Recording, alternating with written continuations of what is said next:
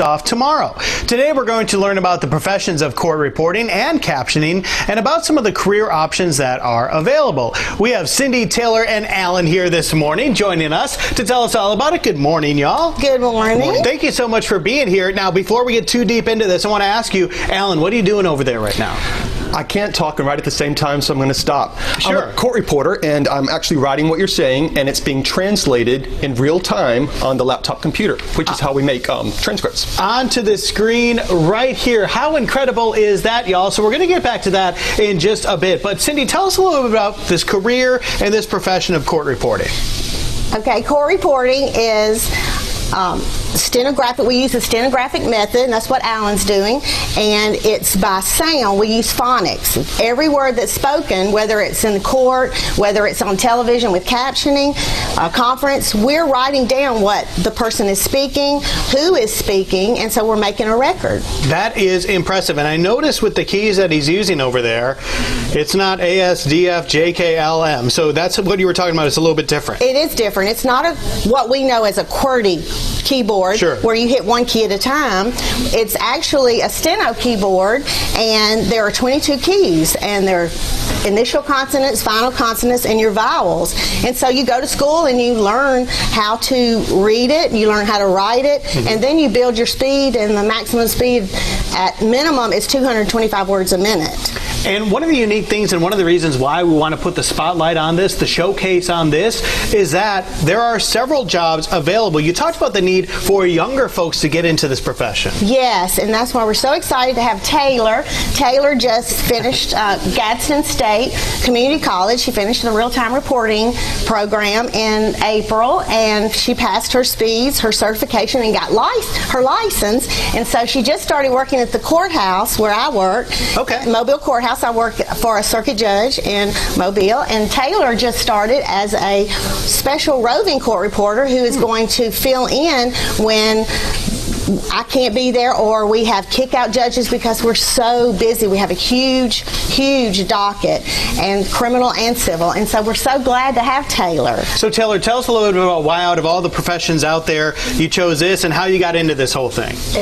I happened upon it. I was a court attendant at the courthouse, and a court reporter just came in one day, and that was it. I saw it. It was so interesting. One of the things that a lot of people talk about is heading into a field where you know that there will be job opportunities afterwards. It sounds like you were able to find a job very quickly, and there might be several opportunities out there. I had one before I even graduated waiting on me. That is incredible. So if you are out there thinking about going to school or thinking about what type of job you want to do, please keep that in mind.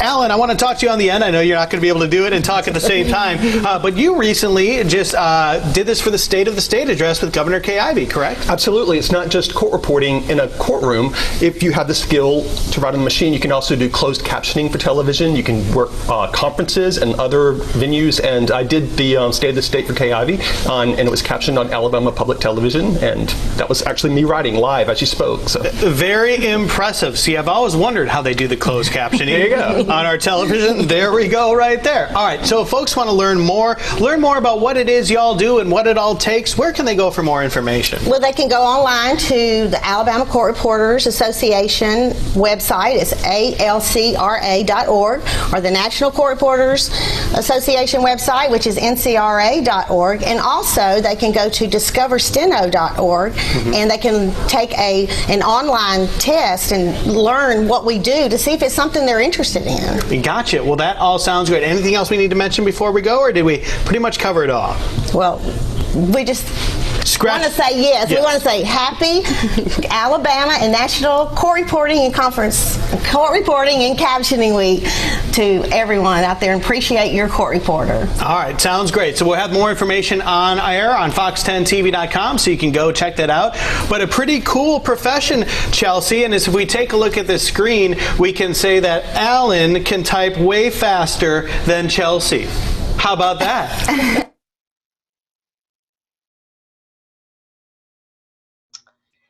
Hey, good evening, everyone. Thank you all for coming. Happy, whatever it's called, Reporting and Captioning Week. In a minute, I'm going to turn off my video so that everything works better. And while I get the presentation set up, can you guys share please in the chat box, or you can unmute, just tell me how you're all doing, how school's going, give me some successes.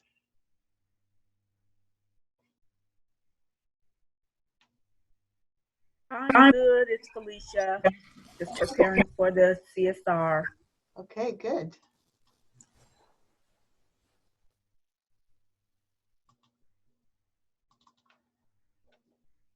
All right, I passed the first week of the semester, passed 180s, working on 200. That's great. Okay. All right. Re-energized, good. New year. Okay, Roderick's doing the beats and the dictations. Meg passed 160s, great. Great to hear. Nice. Monday phrases, Aaron's liking the Monday phrases, good. I'm gonna be posting some more. I got distracted, but I will, there's 10 more chapters, I think, or 7 more chapters I'm gonna do. Okay, good. You're liking the Monday phrases too? Very nice. Sandra passed the Q&A in January. Okay, that all sounds really, really good.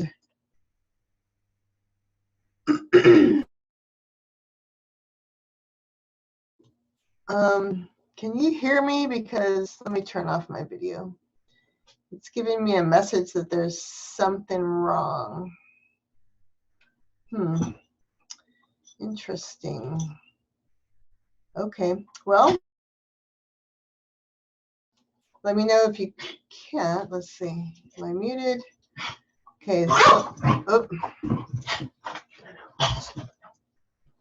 Sorry, I might have to take the dogs out of here.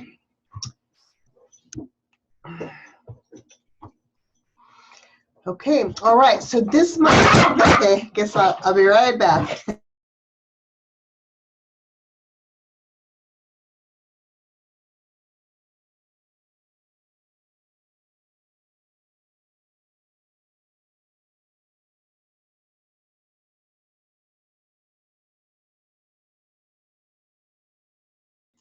All right, I'm back. Okay, so somebody let me know if you can still hear me. I've still got that error message on my microphone for some reason. All right, okay, I'll just ignore that then. Okay, so we will get started. This month, I wanted to talk about kind of mindset things, test anxiety, etc., so on and so forth. So we're going to go over these things: test anxiety, negative self-talk, and self-care for best performance. Now, last time we had a little talk of about self-care, so I'm going to dig a little deeper into it. So is there anyone on here who has never has now and has never gets any sort of test anxiety? Anybody? There could be someone. I know I've gotten it. Took me quite a few times to pass the CRR.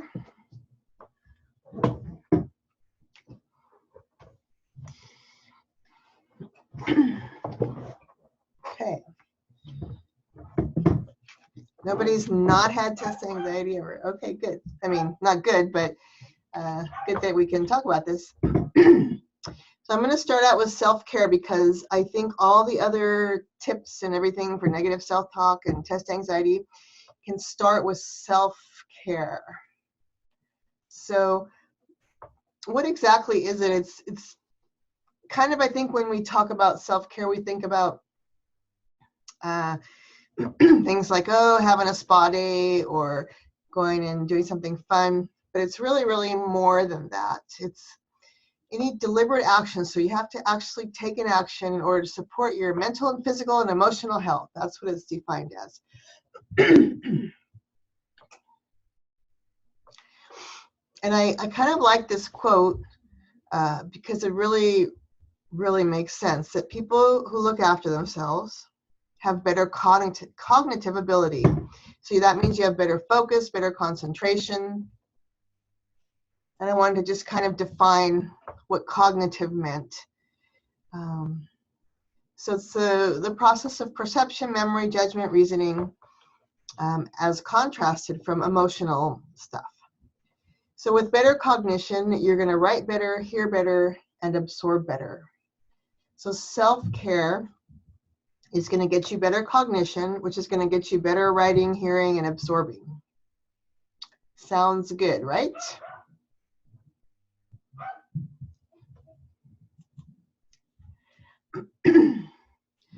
So how can it make you more productive is what I kind of was looking into. And what are some of the self-care practices that would have the biggest impact? And I was kind of reading some studies and looking into it. And this is what I came up with. First of all, sleep. So sleep kind of takes precedence over everything. I used to always like stay up. If I hadn't done my exercise routine and it was 11 o'clock at night, I would still stay up and do it and stuff like that. And I guess that was okay, but I did lose out on some sleep, which probably didn't help me work very well the next day. I personally know that if I have a real-time job the next day, I have to get really good sleep or I can't write as well as I want to. So sleep is really, really important. And I was just talking with somebody about how much sleep we need. And I know that they say this and they say that and they say 7 hours or 8 hours or whatever. But I really think if you listen to your body tells you how much sleep you really need. And as long as you're waking up refreshed, if it's 6 hours, so be it. That's my opinion.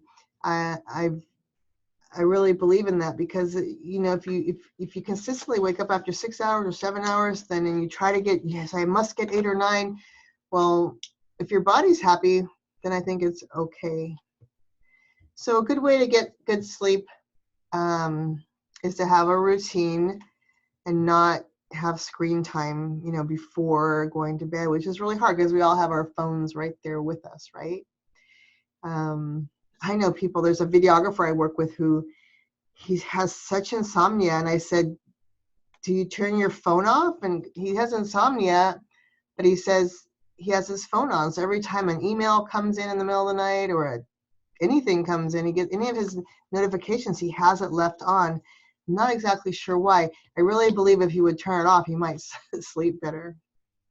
The routine, you know, if you get your body and your mind associated with that this routine means you're going to sleep pretty soon, then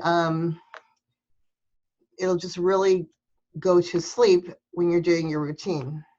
So it's just like any other routine, an exercise routine or, you know, taking a walk. If you start doing it and you do it consistently, even though you really don't want to, or it's not as fun as, you know, looking at YouTube videos before you go to bed or whatever, you will find that it really helps you sleep. And then you can write better the next day. Does anybody have any comment about that? I mean, do you find also, are you like me, that you find if you don't sleep well, you're going to not write well the next day? I really find that to be true 100%. If I wake up all through the night or whatever, I don't go to bed as early, you know, get it whatever my body wants me to get, which is usually 6 to 7 hours. I cannot write the next day. It's horrible.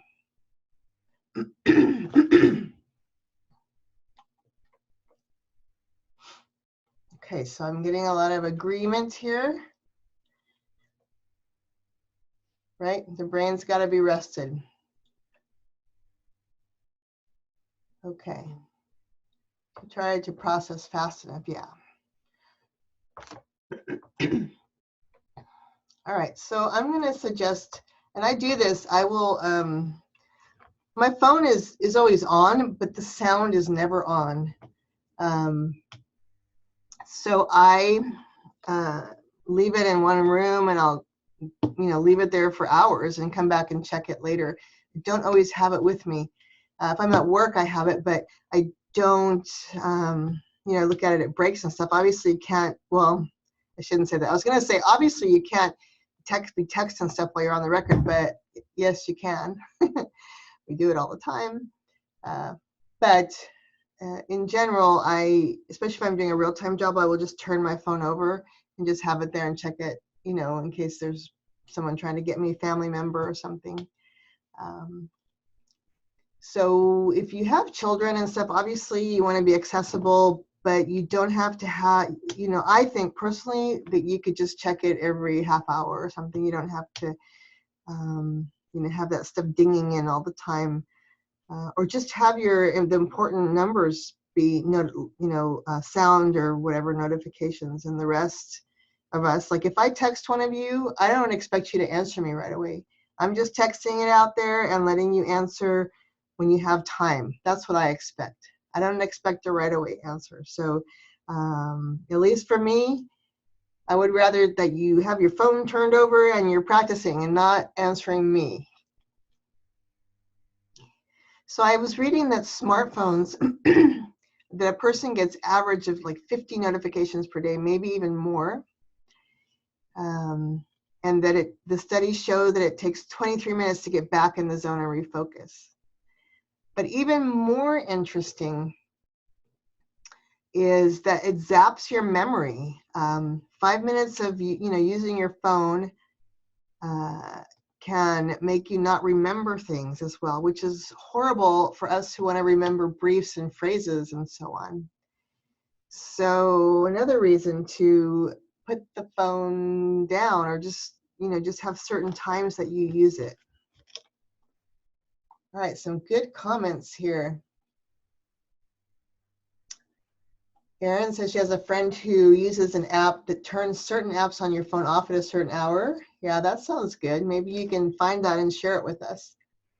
Do not disturb feature is good. Bethany says screen time shuts off all the apps that you choose the time, and for the time you choose. Okay, you can set limits for social media. All right, very good. Yes, so that kind of app would be great.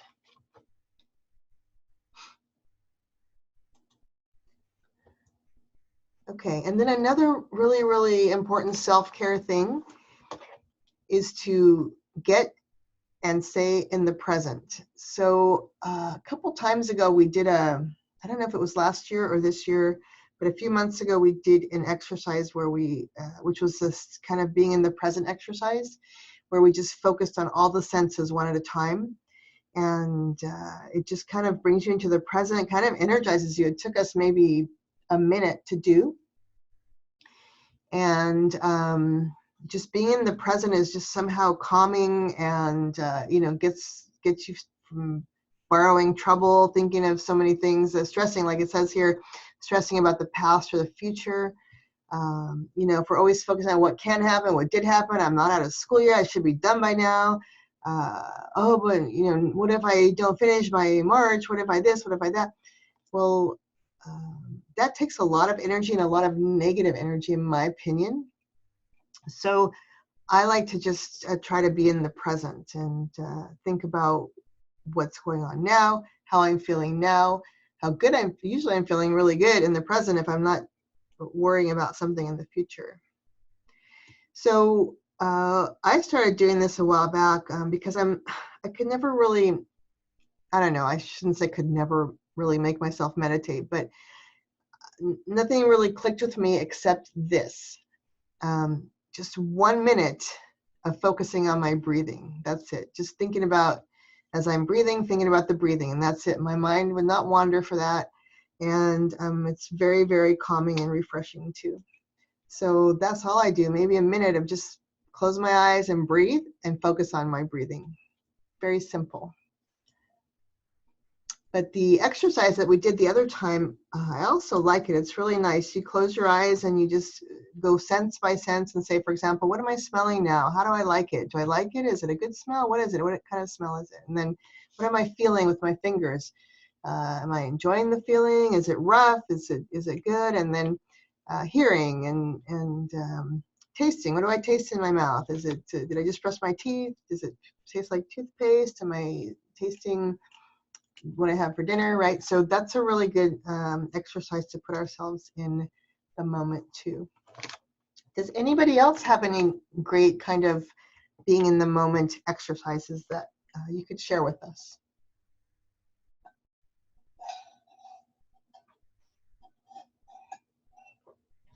There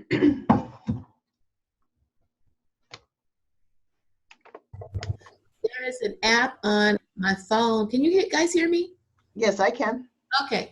There is an app on my Apple Watch, actually, that I set it to every 2 hours to remind me to do what you just said, to breathe and just focus on my breathing for Uh-huh. and it does it all day, and it does help a lot. Okay, good. Yeah, that does sound good. So you can just remember to do it. Otherwise, maybe the whole day goes by and got caught up in it. Tension release. Yeah, that's another good one too. I was just talking to a couple students on Friday about this, that you know, when it starts getting fast, or we're not getting it, or not writing as well, then we tense up.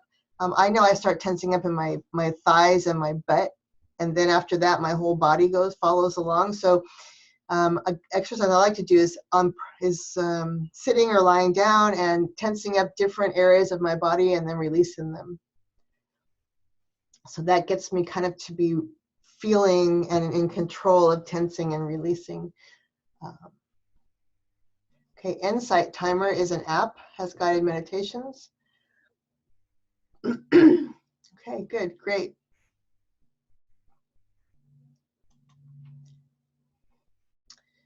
And then another kind of step into self-care is to change your routine. So if you're doing everything the same, and you know, you're still focusing on the future or the past, or borrowing trouble, or absorbing shadows from the past, if you're not sleeping, if you're etc., all of those things, change something that you're doing. Just like I always say this, but it's like you're trying to lose weight, or you're trying to, you know, bulk up, or you're getting ready for a marathon, but nothing is working. You're not getting better or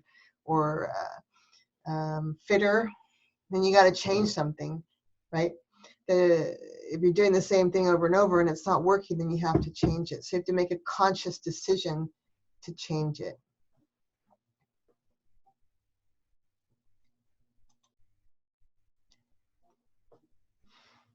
And in case this sounds too overwhelming, I would just suggest that you do it in baby steps. You know, focus on the breathing, or pick one thing. If you want to change a lot of things, that's great. But if you can't, or you don't want to, then at least pick one thing, ease yourself into baby steps. I'm a big one for baby steps. Focus on small goals, and then the big ones will just appear. The big, not only the big goals, but the big accomplishments will just appear.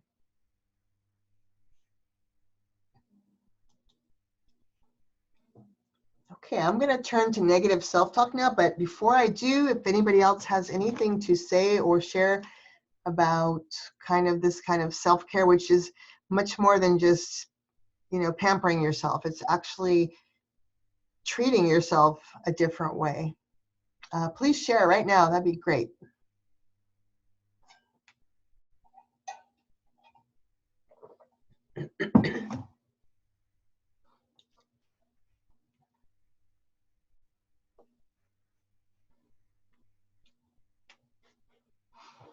Okay, so Erin comments that she feels like we all make that a last priority and forget it should be first. Yes, like I've said a couple times, like when you're on an airplane and they say put the oxygen mask on yourself first before you can even help somebody else. Okay, getting outdoors, yes, nature, yoga, laugh. Yes, how about those groups? I saw group ones, and I actually saw a whole documentary about this, but then I actually saw a group in San Diego when I was visiting there. They just stand in a circle and do different kinds of laughs. So they would, you know, do ha ha ha ha ha, and then the next thing they do would be he he he he ha ha. It was really catching. We couldn't help laughing ourselves. But yeah, it was great. So yes, just watching those makes you laugh for sure. Bubble baths are nice, definitely. Somebody mentions bubble bath. The day drains away when you drain out the water. Yep, that's a good visualization. Angela mentions keeping her living space organized. Very nice. Reduces on the mental clutter. Yes, I agree. That's a good one too. Yeah, all great things.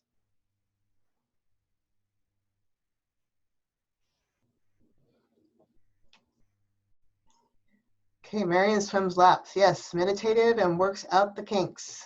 That's good. That's great.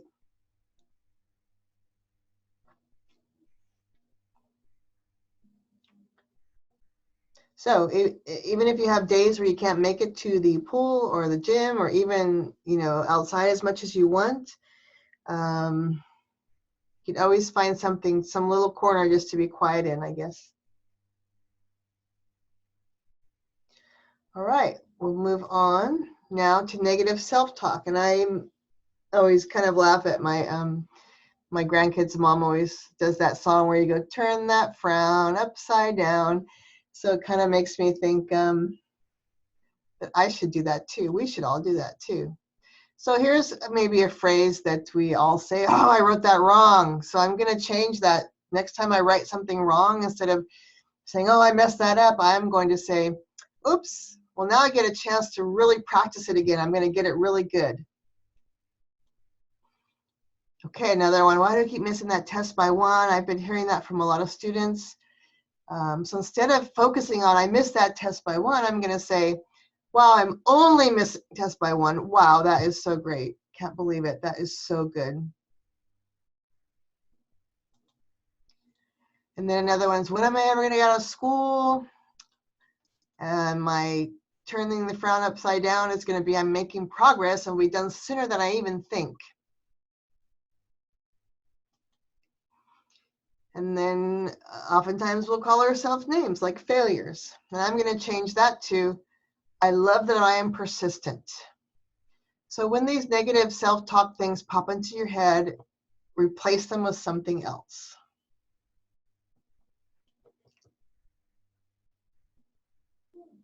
It's hard to do at first, especially if somebody else is asking us, oh, how come you didn't do ABC? How come you're not out of school yet? How come? So it's hard when we get it from the outside and the inside. But if we just replace it, every time some little negative thing starts popping up, we replace it with something positive. You'll see that you're going to feel so much better. And you'll be writing better and passing tests better. It's just like we get our mind in to work with us instead of against us, then good things start happening. We attract it. It's that kind of that little law of attraction thing.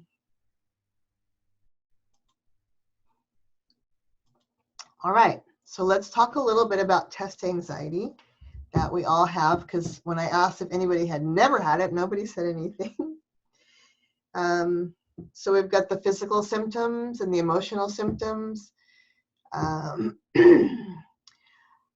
The thing I've been telling people most recently is to tell yourself over and over, if you can get 100 times a day, that you don't care about passing tests. I don't care about passing tests. I really don't care.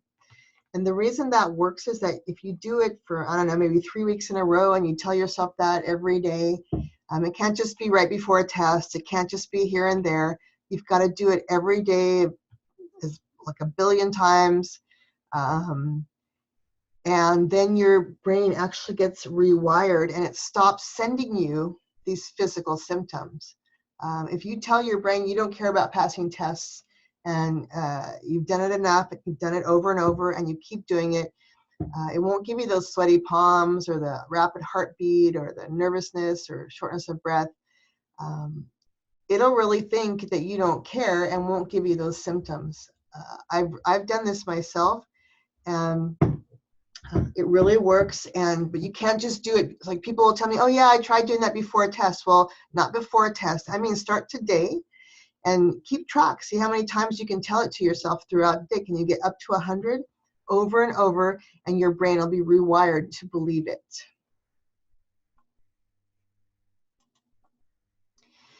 Now, I recently was just reading let me bring it up here so I can post it in the chat box. Article that was called 25 Practical Ways to Reduce Test Anxiety. And I am going to, let's see, put a link here in the box. I uploaded it to a Dropbox. So if you're interested in reading the whole article, that's the link. Some of the things that I took from it that I really liked from it were self-care. That was on the list of 25 things, and we've already talked about it. In fact, it was pretty much up, I think it was in the top 5. Write about your anxiety. Build upon small successes. The self-talk we just talked about. And then this was an interesting one, using you statements instead of I statements. So for example, instead of saying, I'm going to, if you're doing affirmations, I'm going to, do this, I'm going to pass a test, I'm going to do this, you would say, you, Laura, are going to step up and do a really good real-time job. You, Laura, are going to do this. You, Laura, are going to do that. So you do a you statement. And then we've talked about this before, the mind gremlins, visualize it. So visualize your test anxiety, give it a color, give it a shape, give it a persona if you like, and then get it under control in your mind, the actual little gremlin or whatever you assign to it. Breathing exercises, regular exercise is important. Sleep we talked about. The article was suggesting that even posture was important for combating test anxiety. So if you're stiff and rigid, we talked about that, right? Relaxing, learning how to relax. So your posture, not all rigid. Tapping, I'm going to talk about in a minute. Getting out into nature was one tip, and centering objects. So we've also talked about this before. Having something you just can kind of focus on, a real object, like something that you like. I have a little Superwoman I like. Wonder Woman. Sorry, a Wonder Woman that I have here on my desk that I like to look at when I'm practicing high speeds. And then practice taking tests. That's why I always offer to watch students write. If you want me to watch you write, if you want to send me in some tests you've done, I'm happy to look at them. And I'm happy to watch you write so that you get over the anxiety of having somebody watch you write. And then mindfulness, we talked about being in the present and doing some meditations or breathing or whatever. So again, the link to this article, I copied it and made a PDF of it. But it also has the link to the actual article in case you want to look at it and click on the other stuff on that page, is in the chat box right now. Now I wanted to bring up tapping. I don't think I've ever talked about tapping before, but I have done it for different things, different anxiety things. And in a minute, I'm going to show you a little video about it. But basically what you do is you identify what you want to work on. It could be a physical thing like a pain, or it could be test anxiety or anything else. Then you think about, in my mind, what is the intensity of it right now? So for example, this is something you could do before you go into test. You can say, okay, I'm really have some test anxiety. It's about an 8 right now. So then you pick a phrase and you say, for example, even though I am full of test anxiety right now, I deeply and completely accept myself. Then you do the tapping sequence, which you'll see in a minute. And then at the end of the tapping sequence, you'll say, okay, that 8 that I was filling up above is now a 5. Or that 8 is still an 8, or it's a 7, then you do the routine again. But what happens is that tapping, they're like different. It kind of has the same kind of technique as acupressure or acupuncture, and the different places you tap work for certain things or in a certain way and get rid of whatever it is that you're feeling. Okay, so Brooke says that she has done this tapping too, so that's great. I'm going to share again because I don't know if I shared the sound, so let me do share again. And then make sure I share sound. Okay, good, I did. All right, so here is a little explanation of it and showing you kind of how to do it. It really works. Sandra says she heard about this for her son's migraines. Teresa said it's unbelievably helpful and amazing. So there's an app for it. Okay, so here it is.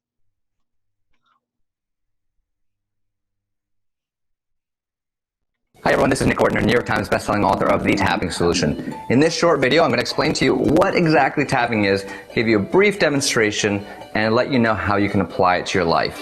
So tapping, otherwise known as EFT or Emotional Freedom Technique, is a technique that combines ancient Chinese acupressure and modern psychology. And we call it tapping because we are literally tapping on endpoints of meridians of our body while saying certain statements. It's certainly a funny looking technique. I felt it was funny and strange when I first discovered it, but it is so powerful on everything from pain relief to financial issues, to weight loss issues, to limiting beliefs about yourself, about your life, to just overall stress. Tapping is proving to be extraordinarily effective. And it works. What the latest research has shown is that it works because as we tap on these endpoints of meridians while focusing on the stressful issue, the challenge, whatever's going on in our life, we actually send a calming signal to the amygdala in the brain.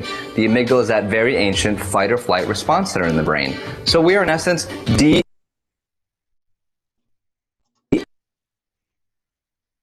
sensitizing ourselves to the stress, turning off that amygdala, turning off that stress signal, rewiring the way the brain works, the way the limbic system reacts, the way the whole body reacts to the stressful challenge. So let's have a very quick experience of it. 3 steps. Step number 1, identify what you want to tap on. One of the first ways to get started, the easiest ways I find, is to pick a physical pain or tension or stress in your body. So if your back hurts, pick that. If your shoulders are tight, you can roll around your neck and see there's some tension there. Pick whatever's going on in your body. And we've identified what we want to tap on, and if it's nothing physical, pick stress. Pick something that's bothering you specifically, something you're angry about, something you're frustrated about. So we have our target, then we give it a number on a 0 to 10 scale. 10 being highest in intensity, 0 being not there at all. So you'll say, I have back pain, it's at a level 7. And then we're going to do some tapping on it. Now we're going to use very general language just to guide you through the process, and you can just repeat after me. As long as you have the intention to focus on your specific issue, you'll get the results you want. So we start by tapping on the side of the hand. It's called the karate chop point. One hand taps on the other. Doesn't matter which hand you use, whatever feels comfortable, and repeat after me. Even though I have this stress in my body, I deeply and completely love and accept myself. We're going to do that 2 more times. Even though I have the stress in my body, I deeply and completely love and accept myself. And last time, even though I have all the stress in my body, I deeply and completely love and accept myself. Now tapping through the points. The first point is the eyebrow point, inside of the eyebrow, right where the hair ends and it meets the nose. Just tap 5 to 7 times and say, this stress. Side of the eye, not at the temple, right next to the eye, one side or both sides, this stress. The meridians run down both sides of the body. Now under the eye, this stress, so you can do one hand or the other hand or both. Under the nose, this stress. Under the mouth, above the chin, below the lip, right in that little crease in there, this stress in my body. 3 points left. Feel for the 2 little bones of the collarbone. Go down an inch, out to each side about an inch. You can tap with all 10 fingers of both hands, all the stress in my body. Now underneath the armpit, 3 inches underneath the armpit, right on the bra line for women, either side of the body, all the stress. And now where we look like monkeys, right at the top of the head, all the stress in my body. And we take a deep breath and let it go. And that is one quick, super quick round of tapping. The process is checking back in. What happened? What did you feel? What shifted? What's come up next? And continuing the tapping process until you get the relief that you want. Have a great day and keep tapping. Okay, so pretty crazy. Did you guys do that as he was doing it? What I found is that after you do it for a while, you don't have to do all the tapping. So for example, after you do all of it through, like I've done things where I did this for emotional eating once. So instead of, I would go through all of the areas and everything, but after doing it for a while, for, I don't know, a couple of weeks, I didn't want to do all that while I was out in the middle of a job or something. So I would just tap on my collarbone or on my chest. I would just do like a few taps and that would tap into it, if that makes sense. So you can do all the steps at home, but then you can kind of just reach and dig into it a little bit by tapping on one place. At least that's what worked for me. So I'm thinking that you can do this routine and this technique for test anxiety, and then right before you go into a test, just find one place to tap that brings you back into that moment of, where you have done all the other spots of tapping. It brings you back to that same feeling. That's definitely